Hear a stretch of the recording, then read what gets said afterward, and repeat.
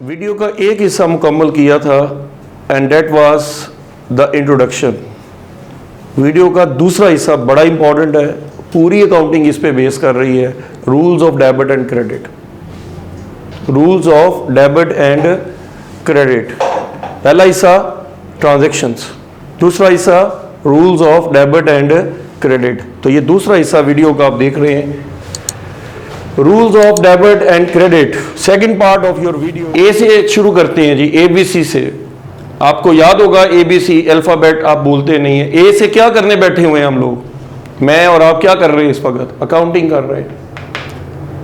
تو اکاؤنٹنگ کی بی سے کیا ہوگی, بیس.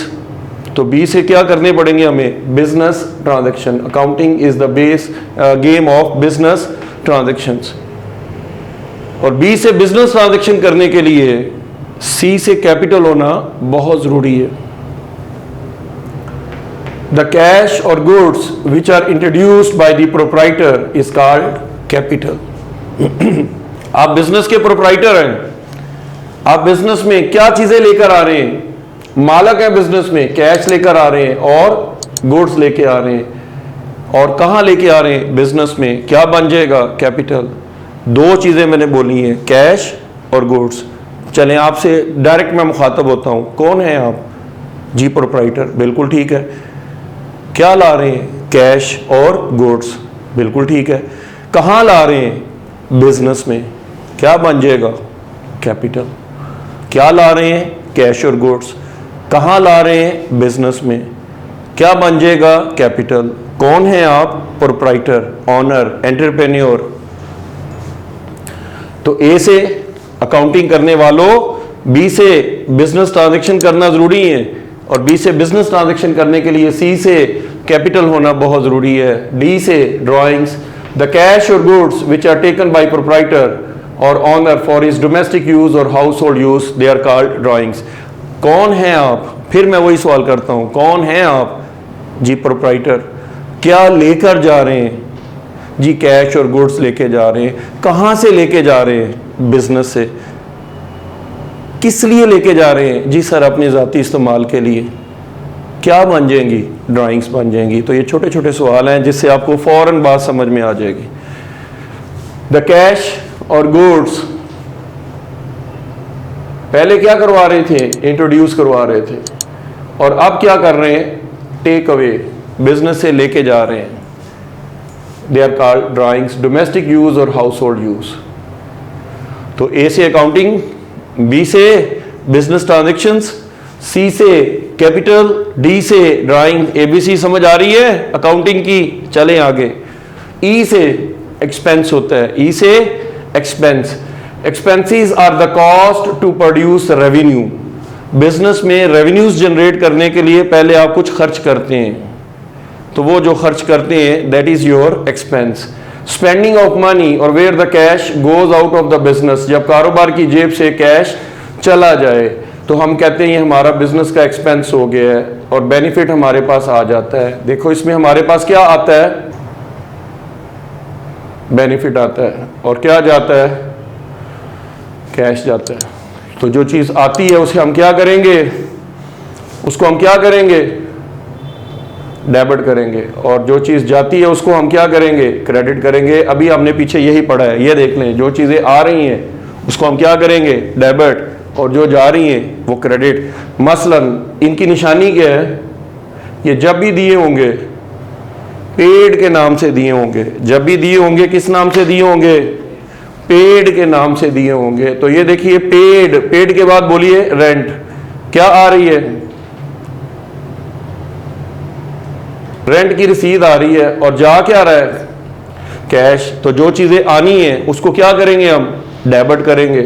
کس کو ڈیبٹ کریں, رینٹ اکاؤنٹ ڈیبٹ. اور جا کیا رہا ہے, ہم بھول جائیں, مالک مکان یاد رکھتا ہے, مہینے بعد آ جاتا ہے کہ جناب ہمیں کرایہ دیں, تو آپ کے پاس سے وہ پیلے رنگ کی رسید دے رہا ہوتا ہے, اور آپ دیکھ کر اس کو نیلے ہو رہے ہوتے ہیں کہ ہمارے پاس سے کیش جا رہا ہے اور رسید آ رہی ہے. انشورنس والوں کو, بیمے والوں کو بھی آپ پیسے دیتے ہیں.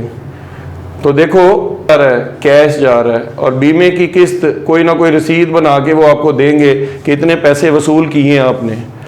تو کیا کر رہے ہیں؟ آ کیا رہا ہے؟ بیمے کی قسط آ رہی ہے. اور جا کیا رہا ہے؟ کیش جا رہا ہے. تو انشورنس پریمیم ڈیبٹ اور کیش کریڈٹ. ہم بھول جائیں، وابڈا والے یاد رکھتے ہیں، دروازہ بند بھی ہو تو نیچے سے ایک بل ڈال کے چلے جاتے ہیں. اسے کہتے ہیں یوٹیلیٹیز کے بل ہے، ٹیلی فون کا بل ہے، گیس کا بل ہے، واٹر بل ہے. ان کو سب کو اکٹھا کریں تو یوٹیلیٹی بل ہے. یہ دیکھیں جناب، آپ بینک میں جمع کراتے ہیں یا آن لائن جمع کرا دیتے ہیں تو ہمارے پاس یوٹیلیٹیز کے بل آ رہے ہیں. اور کیا جا رہا ہے؟ کیش جا رہا ہے. تو کیا کریں گے ہم؟ یوٹیلیٹیز بلز اکاؤنٹ ڈیبٹ 200 روپے کے. تو فائنل کنکلوژن یہ نکلا، first rule ڈران that expenses will be ڈیبٹیڈ. Expenses ہمیشہ کیا ہوں گے؟ ڈیبٹ. کیوں؟ کیوں؟ کیوں؟ کیونکہ جا رہا ہے. تو جو چیزیں آئیں گی وہ ڈیبٹ اور جو چیزیں جائیں گی وہ کریڈٹ. یہ ایکسپینسز ہمیشہ ڈیبٹ ہوتے ہیں. اس راز سے پردہ بھی ہم نے اٹھا دیا کہ ایکسپینسز کیوں ڈیبٹ ہوتے ہیں. کلیئر ہو گئی؟ آگے چلتے ہیں. ایکسپینس کے الٹ کریں، ایکسپینس کا پیئر بنائیں. انکم، انکم کے ساتھ expense, expense income, income expense. تو اس کا پیئر بنے گا انکم کے ساتھ. ریسیونگ آف منی اور ویئر دا کیش. اس میں کیش جا رہا تھا تو اس میں بزنس میں کیش آ رہا ہے. اس میں بزنس میں کیش آ رہا ہے اور ہم سے بینیفٹ کسی کو جا رہا ہے. ظاہری بات ہے ہم کسی کو بینیفٹ، مثلا میں ٹیوشن دے رہا ہوں بچوں کو تو میرے پاس کیش آتا ہے اور یہ میری سروسز جاتی ہیں، میری سروسز جا رہی ہیں میرے سے. تو لہٰذا وہ سروسز کو میں کیا کروں گا؟ کریڈٹ کروں گا. بینیفٹ دے رہا ہوں تو سروسز کو کیا کروں گا؟ کریڈٹ. اور کیش کو کیا کروں گا؟ ڈیبٹ. تو دیکھیے ریسیو رینٹ، ہم بھول جائیں مال و مکان آ جاتا ہے اور وہ ہم سے کیا لے لیتا ہے؟ کیش. اگر سپوز کرے آپ ہی وہ مکان کے مالک ہیں تو آپ کے پاس کیا آ رہا ہے؟ آپ کے پاس کیش آ رہا ہے. اور آپ کے پاس سے جا کیا رہا ہے؟ رینٹ کی رسید جا رہی ہے. کلیئر ہو گیا جی؟ جو چیزیں آئیں گی وہ ڈیبٹ اور جو چیزیں جائیں گی وہ کریڈٹ. پھر اس کے بعد ریسیو کمیشن، کیا آ رہا ہے ہمارے پاس؟ کیش آ رہا ہے. اور کمیشن کی رسید دے رہے ہیں آپ لوگ کہ ہم نے یہ اتنی کمیشن لے لی ہے. پراپرٹی ڈیلر ہیں آپ، پراپرٹی ڈیلر نے کیا لیا ہے؟ کیش لیا ہے اور اس کی کمیشن کی رسید کاٹ کر دے دی ہے کہ جی اتنا کمیشن ہم نے وصول کر لیا پراپرٹی کے اوپر جو بیچی ہے ہم نے. کتنے کا کمیشن ہے؟ 500 روپے کا.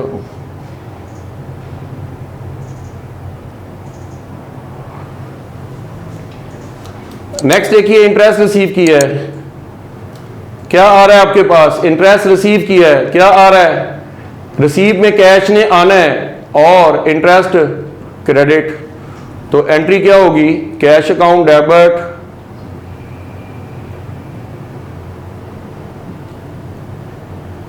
Interest account credit. تو فائنل کنکلوژن سیکنڈ رول جو ڈرا کیا ہے ہم نے وہ یہ ہے کہ incomes are always be credited. Income جب بھی ہوں گی اپنے نام کے ساتھ کیا ہوں گی؟ کریڈٹ ہوں گی. انکم ہمیشہ اپنے نام کے ساتھ کیا ہوں گی؟ کریڈٹ ہوں گی. ایکسپینسز ہمیشہ اپنے نام کے بعد ڈیبٹ ہوں گے. کیوں؟ ایکسپینس میں بینیفٹ آ رہا ہے، انکم میں بینیفٹ جا رہا ہے. جا رہا ہے تو کریڈٹ، آ رہا ہے تو ڈیبٹ. تھرڈ رول اب بنانے لگے ہیں. یہ دیکھیے دا ایسٹس. تیسرا رول کس سے ریلیٹڈ ہے؟ ایسٹ سے ریلیٹڈ ہے. دا belongings of the business are called asset. کاروبار کی ملکیات بزنس کا ایسٹ کہلاتی ہیں. کاروبار کی ملکیات بزنس کا ایسٹ کہلاتی ہیں. اور ملکیات ہمارے پاس 3 طرح کی ہوتی ہیں. پہلی ہے فکس ایسٹ. پہلی ہے فکس ایسٹ.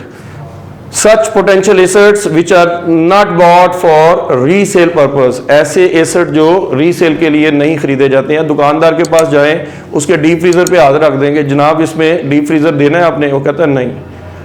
डी फ्रीजर के अंदर जो चीजें पड़ी हुई हैं वो ले लो, जूस पड़ा हुआ है, बोतल पड़ी हुई है, मक्खन पड़ा हुआ है, हाँ जी, और जो फ्रोजन आइटम है वो पड़े हुए हैं, वो फ्रोजन आइटम कहते हैं सारे ले लो, लेकिन डी फ्रीजर मैं नहीं दूंगा। तो डी फ्रीजर उसका क्या होगा?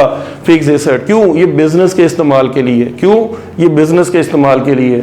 तो such potential assets which are not bought for resale purposes और they are only for business use, ये सिर्फ कारोबारी इस्तेमाल के लिए हैं। And the benefit of such asset remain for a number of year, ऐसे एसेट्स का बेनिफिट लॉन्ग लास्टिंग बेनिफिट होता है। मसलन बिल्डिंग है, एक दिन नहीं पूरी जिंदगी इस्तेमाल कर सकते हैं आप, आपका फर्नीचर है, आपकी मशीनरी, आपके इक्विपमेंट्स हैं, वगैरह वगैरह वगैरह। निशानी ये है कि नाम के साथ दिए होंगे, निशानी क्या है? नाम के साथ दिए होंगे।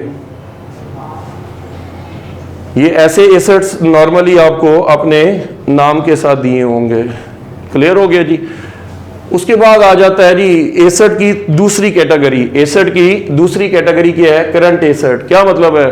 कि जिनको छूने से करंट पड़े, मसलन वापडा का खंभा, बिजली की तारें। नहीं भाई, ये डेफिनेशन नहीं है।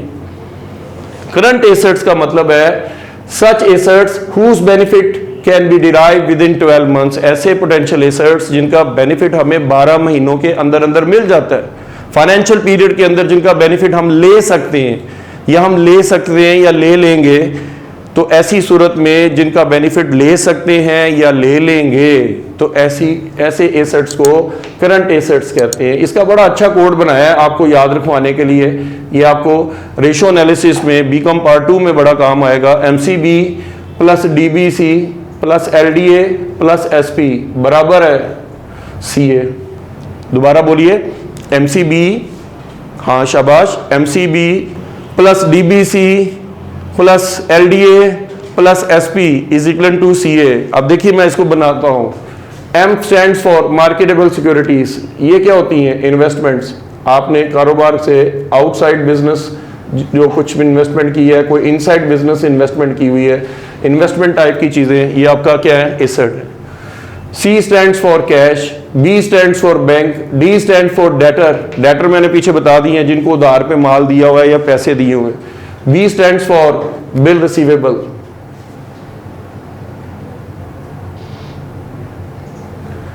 C stands for claim receivable.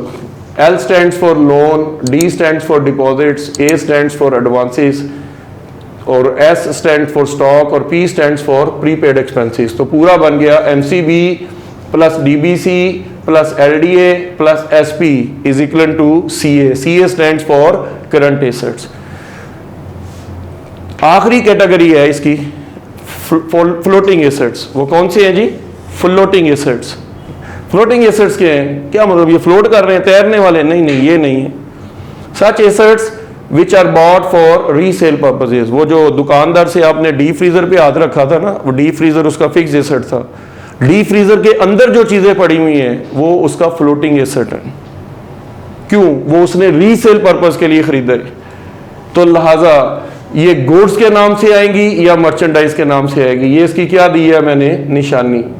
निशानी याद रखिएगा, गुड्स के नाम से या मर्चेंडाइज के नाम से अगर आ जाएं तो ये बिजनेस में एसेट्स हैं। मसलन मशीनरी आ रही है, मशीनरी डेबिट और कैश क्रेडिट। तो मशीनरी को क्या किया हमने? डेबिट, और कैश को क्या किया? हमने क्रेडिट किया है।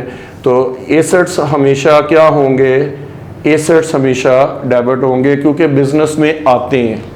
एसेट्स रियल अकाउंट है आपका, ठीक है जी। तो ये बिजनेस में आ रहे हैं, और रियल अकाउंट के लिए रूल भी यही है कि एसेट्स हमेशा डेबिट होंगे। कंक्लूजन ये है कि assets always be debited. Any question? No question, शाबाश। लायबिलिटीज। एसेट का पेयर बनता है लायबिलिटी के साथ, और लायबिलिटी का पेयर बनता है एसेट्स के साथ। तो देखिए बिल्कुल आमने सामने मैंने लिख दी है, ये एसेट्स हैं और ये लायबिलिटीज हैं। द अपोजिट ऑफ एसेट्स, ये देखिए बिल्कुल इसके अपोजिट क्या बन रही है? लायबिलिटीज बन रही हैं। द डेट्स, डेट्स को हम कहते हैं उर्दू में कर्जा जात। ऑब्लिगेशंस को कहते हैं वाजबात। The debts and obligations of the business are called liabilities. कारोबार के कर्जा जात और कारोबार के वाजबात ये बिजनेस की क्या बनती है? liabilities. मसलन took loan from Aslam, Aslam से लोन लिया है, असलम से लोन लिया है। क्या आ रहा है बिजनेस में? बिजनेस में आ क्या रहा है? बिजनेस में कैश आ रहा है, तो कैश को क्या करेंगे हम? डेबिट। और जो चीज़ वजह होगी वो असलम का लोन है, असलम हमारा क्या बनेगा? क्रेडिटर। असलम को हम एक पर्ची पे साइन करके दे देंगे, वो असलम हमारा क्या बन जाएगा? असलम हमारा क्या बन जाएगा? क्रेडिटर, लेनदार। तो तय हो गया कि जितने भी डेटर हैं, जितने भी डेटर हैं वो सारे हमारे एसेट्स हैं, और जितने भी क्रेडिटर्स हैं, लेनदार हैं, वो हमारी लायबिलिटीज हैं। डेटर्स को हम कहते हैं मकरूज और क्रेडिटर को हम कहते हैं लेनदार। ये कौन है? देनदार। और ये कौन है? लेनदार। तो ये याद रखिएगा, एसेट्स को हमेशा हम क्या करेंगे? डेबिट करेंगे, और लायबिलिटीज को हमेशा क्या करेंगे? क्रेडिट करेंगे। फाइनल कंक्लूजन यही है, टुक लोन फ्रॉम असलम, क्या आ रहा है? कैश। और असलम हमारा कौन है? क्रेडिटर है, क्रेडिटर को हम क्या करेंगे? क्रेडिट करेंगे। तो तय हो गया, liabilities are always be credited. Video को एंड करने से पहले मैं एक ही गुजारिश करूंगा कि आप लोगों ने यकीनी तौर पर आज एक नए एंगल से अकाउंटिंग देखी होगी। नेक्स्ट हमारा प्रैक्टिस सेशन होता है, और प्रैक्टिस सेशन के लिए भी इंशाल्लाह नई वीडियो आपको ज़रूर मिलेगी। इसलिए आपसे गुजारिश है कि आप हमारी वीडियो को लाइक और सब्सक्राइब कीजिए, और बेल के आइकॉन को लाजमी प्रेस कीजिए, ताकि आने वाली मुफीद जो वीडियोस हैं वो आपको बर वक्त मिल सके। और अपना और अपने गिरदोनवा का सबका ख्याल रखिएगा। अल्लाह आपका हामी व नासिर हो। अस्सलाम वालेकुम।